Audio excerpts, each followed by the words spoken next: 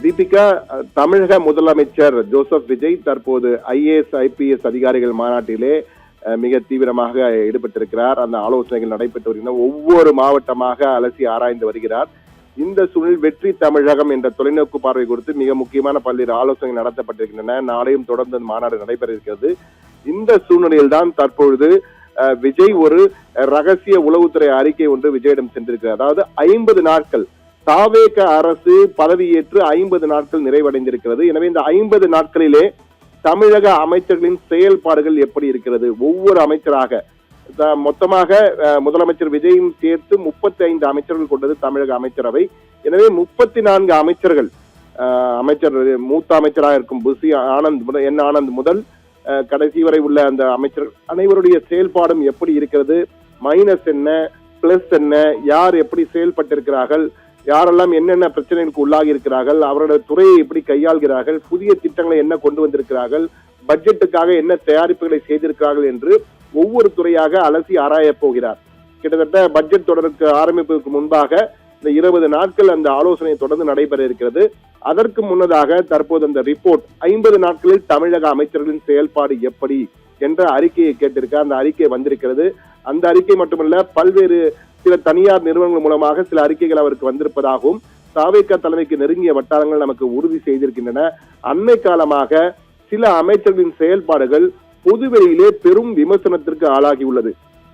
தற்போது கூட மனிதவளத்துறை மேம்பாட்டுத்துறை அமைச்சரான சரத்குமாருடைய பழைய வீடியோ ஒன்று வைரலாகி கொண்டிருக்கிறது. அதனால் பெரும் சர்ச்சை ஏற்பட்டிருக்கிறது.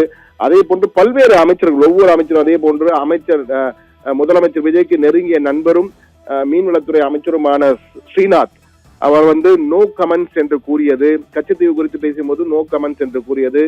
அதே போன்று தற்போது அமைச்சர்கள் 2 பெண் அமைச்சர்கள் ஜெகதீஸ்வரி அதே போன்று கீர்த்தனா ஆகியோரிடையே சர்ச்சை ஒரு முரண்பாடு ஏற்பட்டிருப்பதாகவும் அதனால் சர்ச்சை தொடர்ந்து வந்து கொண்டிருப்பதாகவும் வரும் தகவல்கள், அதே போன்று அமைச்சர் ஷாஜகான் தொடர்பான வெளியான சில தகவல்கள், இது போன்று பல்வேறு தகவல்கள் தொடர்ந்து வந்திருக்கிறது ஒவ்வொரு அமைச்சராக.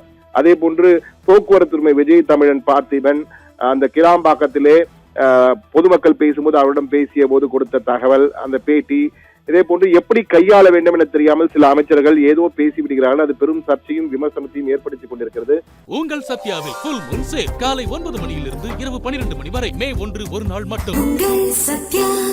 எனவே ஒவ்வொரு அமைச்சரின் செயல்பாடுகள் எப்படி இருக்கிறது என்ற அறிக்கையை பார்த்து அதன் அடிப்படையிலே விரைவில் ஒரு தினங்கள் என்று சொல்வதை விட விரைவில் ஒரு அதிரடியான நடவடிக்கை விஜய் எடுக்க போகிறார். அதாவது தமிழக அமைச்சரவை சற்று மாற்றி அமைக்க திட்டமிட்டிருக்கிறார் விஜய். சில அமைச்சர்களின் தலைகள் உருளப் போகின்றன. சில அமைச்சர்கள் புதிதாக சேர்க்கப்பட இருப்பதற்கு வாய்ப்பு இருப்பதாக தாவேகா தலைமைக்கு நெருங்கிய வட்டாரங்களிலே இந்த தகவல் பெரிதாக பேசப்படுகிறது.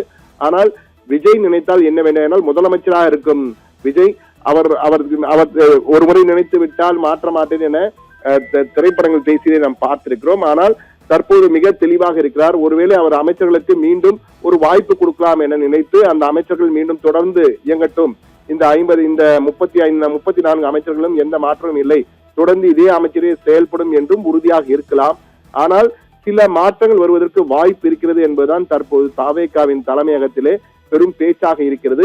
ஆனால் விஜய் என்ன செய்ய போகிறார், முதலமைச்சர் விஜய் என்ன செய்ய போகிறார் என்பது அவருடைய நடவடிக்கை பொறுத்துதான் தெரியும். ஆனால் தற்போதைக்கு 2 தினங்களுக்கு இந்த IAS IPS மாநாடு இருப்பதால் அதிலே மிக தீவிரமாக ஈடுபட்டிருக்கிறார். தொடர்ந்து ஆலோசனைகள் நடைபெற்றுக் கொண்டிருக்கின்றன. மூத்த IAS அதிகாரிகள் IPS அதிகாரிகளுடன் தொடர்ந்து ஆலோசனை நடைபெற்றுக் கொண்டிருக்கிறது. தன்னுடைய மூத்த அமைச்சர்களுடன் தொடர்ந்து ஆலோசனை செய்து வருகிறார்.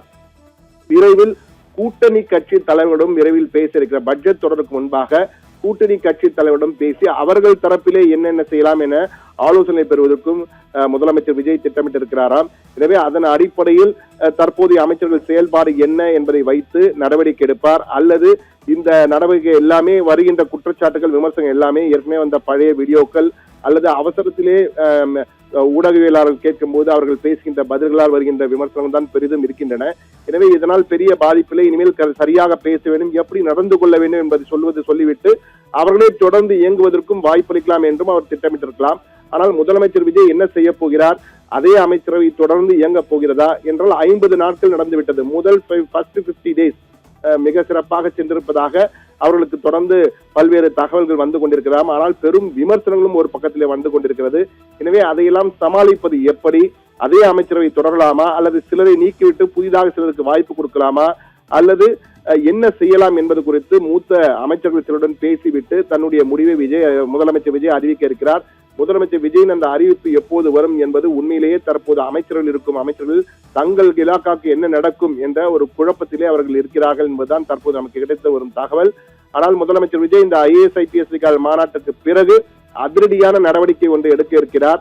அது அமைச்சரவை மாற்றுமா, அல்லது அதே அமைச்சரவை தொடர்ந்து வேறு சில திட்டங்களின் அறிவிப்பாக இருக்குமா என்பது பெரிய எதிர்பார்ப்பை தற்போது எகிர வைத்திருக்க என்றுதான் கூற வேண்டும். தீபிகா.